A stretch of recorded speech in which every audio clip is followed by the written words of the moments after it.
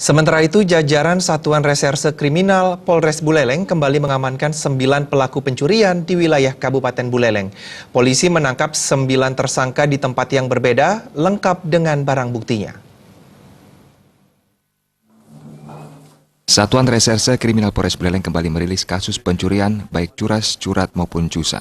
Dari 7 laporan kepolisian, Reserse Kriminal berhasil mengamankan 9 tersangka, di mana ke-9 tersebut berasal dari Unit Reskrim Polsek Singaraja, berupa 4 kasus curat dan penadah dengan 6 tersangka, Unit Reskrim Polsek Sukasada 2 kasus, yakni kasus curat dan 1 penadah, dengan 2 tersangka serta 1 kasus cusa dengan 1 tersangka di wilayah Grogak. Kasat Reserse Kriminal Polres Buleleng Michael Huta Barat mengungkapkan, ke-9 tersangka ini menggunakan modus kelengahan daripada pemilik rumah, di mana kesemua tersangka ini sebelum melakukan aksinya selalu mengadakan pemantauan ke wilayah sasarannya. Untuk barang bukti yang diamankan berupa 4 laptop, perhiasan emas, senapan angin, beberapa bungkus rokok, dan 1 sepeda motor.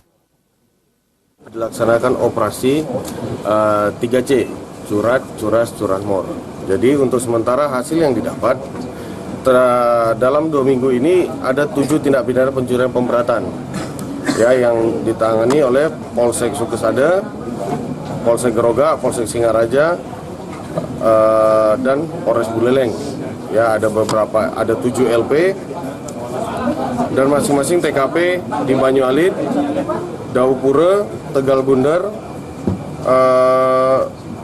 Yang tadi ya di Daupura ya Panji, itu Wijaya Kusuma, di Banjar Tegal, di Banyu Asri, dan Kaliuntu. BB-nya ini bisa dilihat, ada emas. Untuk yang di Grogak ini Sukasada, ada emas, ada ini. Nah, ini yang Sukasada ya. Sementara itu, salah satu tersangka mengaku melakukan aksi pencurian untuk memenuhi kebutuhan setiap harinya. Tersangka juga mengaku dari hasil pencurian tersebut mendapat keuntungan sebesar Rp200.000, buah dari hasil menjual laptop kepada penadah di wilayah Singaraja. 800. Itu tidak melihat spek, langsung ambil aja gitu. 1 juta itu.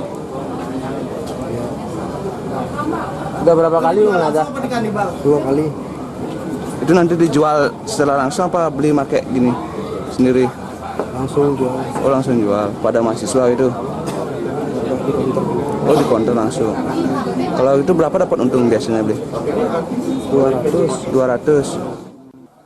Kini semua tersangka harus mendekam di balik jeruji besi dan dijerat dengan pasal 363 KUHP tentang pencurian dengan pemberatan dengan ancaman hukuman pidana 7 tahun penjara. Komang Yuda, Bali TV.